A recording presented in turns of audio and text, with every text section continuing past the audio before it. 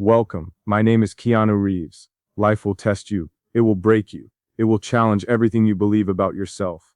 But pain is not your enemy. Quitting is. Stand up when it's hard. Believe when it's dark. Keep moving when it hurts. Your story isn't over. Breathe, fight, rise, repeat. I want to start by saying this isn't a perfect story, and I'm not a perfect man. It's just an honest one. There was a time in my life when the future felt quiet, almost empty. I was moving forward but without direction. Breathing, but not really living. And then something strange happened. Someone who wasn't even here yet changed everything. The idea of you, my future wife, gave me a reason to stand up again. You didn't know it, but you saved my life. And today, this isn't just a speech about love or destiny. It's about how hope can arrive before the person does, and how believing in love can pull you back from the edge. Before I say anything else, I need to be honest about where this comes from. This isn't romance polished by movies or promises shaped by poetry. This comes from a place where nights were long and quiet, where mornings felt heavier than they should, where getting out of bed felt like an act of courage no one applauded. There was a version of me who kept moving because stopping felt more dangerous than continuing, who smiled in conversations and disappeared in silence, who learned how to survive without learning how to live. I didn't know your name then.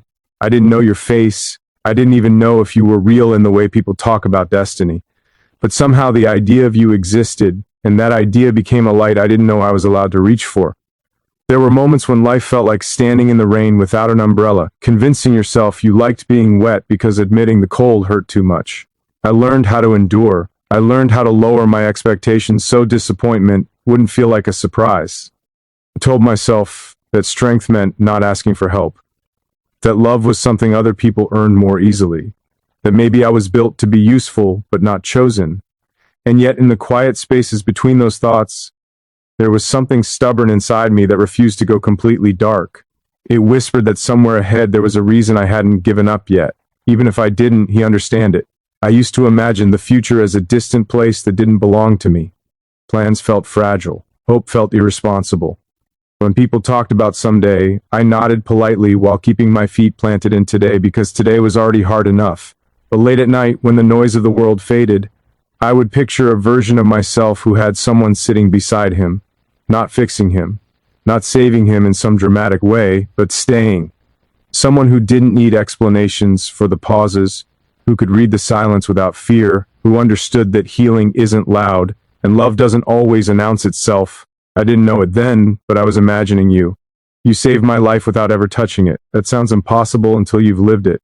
Until you felt yourself standing at the edge of your own patience, wondering how many more days you can carry the weight of being strong alone. In those moments, it wasn't courage that kept me here. It was curiosity. Curiosity about who I might become if I stayed. Curiosity about who I might meet if I didn't quit early. The possibility of you turned survival into a choice instead of a burden. I'm not saying I waited for you to fix me. That wouldn't be fair to either of us. I fought my own battles. I sat with my fears. I faced parts of myself I didn't like. Parts that wanted to shut down, disappear, or pretend nothing mattered. Some days I won, some days I didn't. But every time I felt close to giving up, I asked myself a simple question. What if the life I'm supposed to live hasn't even started yet? What if the love that's meant to find me is still on its way? That question kept me breathing when I didn't feel brave, kept me grounded when my thoughts tried to pull me under. There's a strange kind of faith that grows when you have nothing left to rely on except the future. It's quiet. It doesn't demand proof. It just says, stay a little longer, stay long enough to see what happens next. That faith became my companion. It walked with me through empty rooms and crowded streets. It sat with me during conversations that felt hollow, and during nights that felt endless. And every time I thought about giving up, it reminded me that walking away would mean never knowing who you were, never knowing what we could be. I want you to understand something important. Loving you didn't start when we met. It started when I decided my life was worth continuing even when it didn't feel meaningful. It started when I chose growth over escape, patience over numbness, honesty over denial. In choosing myself, I unknowingly chose you, because the version of me who survived is the only version capable of loving you the way you deserve. I imagine you as someone who laughs easily but understands depth, someone who doesn't confuse kindness with weakness, someone who knows that strength can be gentle. I imagine sitting across from you, not needing to impress you with stories, just sharing the truth of who I am and listening to who you are. I imagine moments that don't look special to the outside world but feel sacred to us. Quiet mornings, long drives, comfortable silence, shared glances that say more than words ever could. There were times when loneliness felt like proof that I was doing something wrong. I compared my timeline to others and wondered why love seemed to find everyone else first. But loneliness taught me how to listen, how to observe, how to be present with myself. It taught me that companionship is meaningful only when you know who you are without it. So, when I say you saved my life, I don't mean you arrived and pulled me out of darkness. I mean the thought of you gave me a reason to walk out on my own.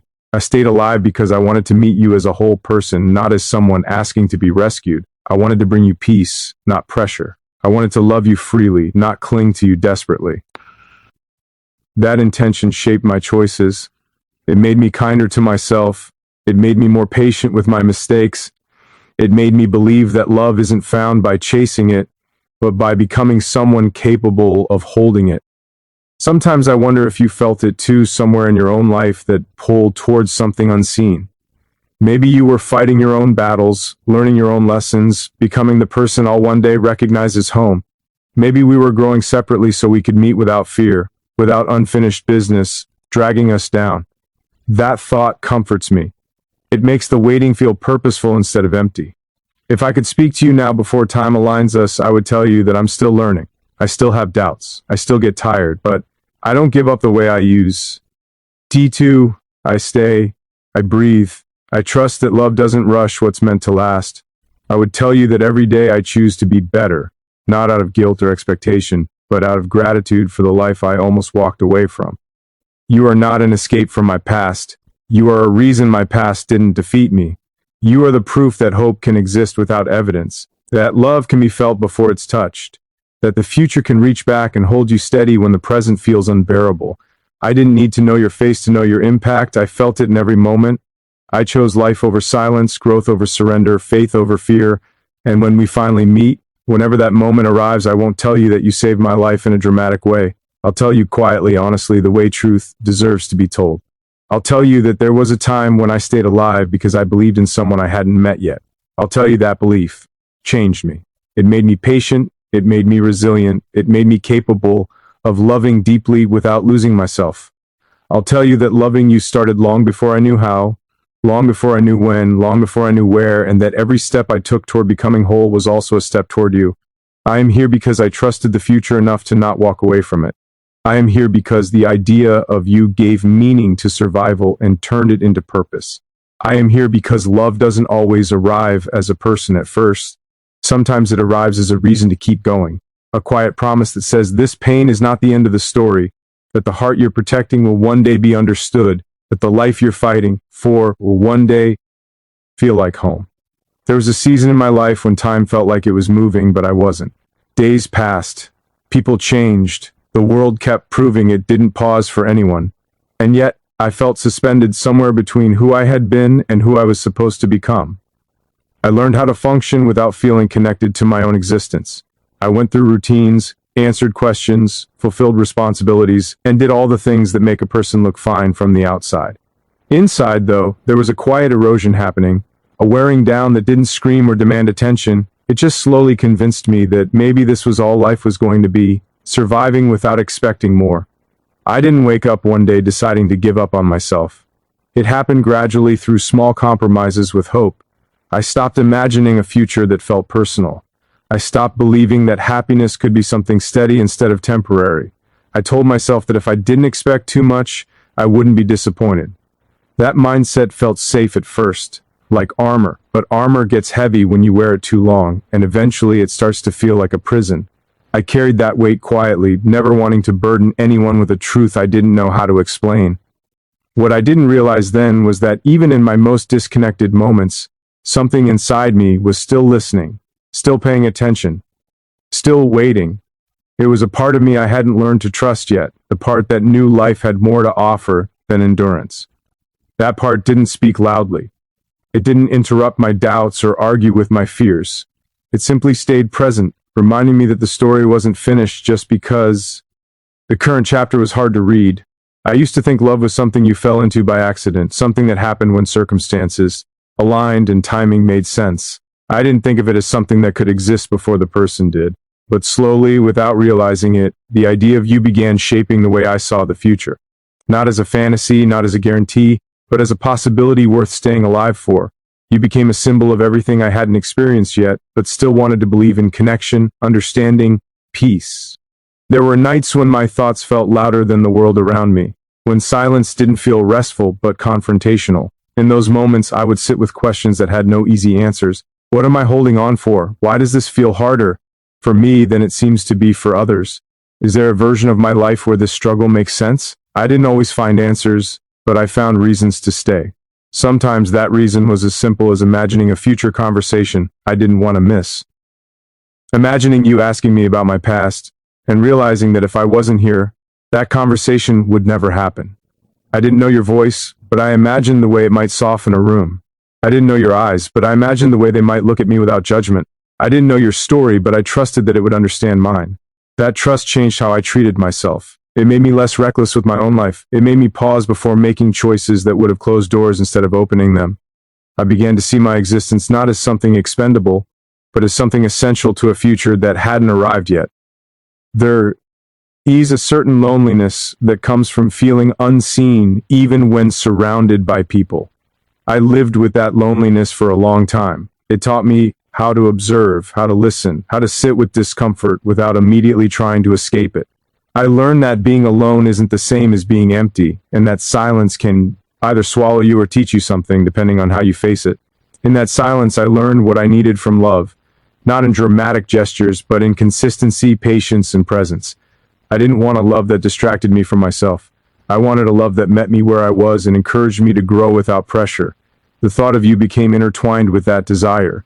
You weren't an escape plan. You were a reminder of the kind of life I wanted to build, one rooted in honesty, one where emotions didn't need to be hidden or minimized, one where vulnerability wasn't something to apologize for. As time passed, I started noticing subtle changes in myself. I laughed a little more freely. I allowed myself to care about things again. I took risks that weren't reckless, but hopeful. I stopped treating the future like a threat and started seeing it as a space where something meaningful could exist. None of this happened overnight. It wasn't a transformation people could point to and admire. It was quiet progress, internal alignment, the kind of growth that doesn't announce itself but changes everything. I began to understand that staying alive wasn't just about surviving pain. It was about creating room for joy. Even if that joy felt distant, even if it felt undeserved at times, I wanted to believe it was possible. You represented that possible. Itty, not as an idealized person, but as a real human being who would one day choose me just as I would choose you. The idea that someone out there might one day see me fully and still stay felt revolutionary. I know now that the hardest part wasn't the suffering itself. It was believing that the suffering had meaning. When pain feels pointless, it becomes unbearable. But when you believe it's shaping you for something ahead, it becomes survivable. You gave my pain context. You gave my waiting purpose. You gave my endurance direction. Even without knowing it, you were part of every moment. I decided not to give up. I didn't rush healing because I knew rushed healing doesn't last. I allowed myself to move slowly, to process honestly.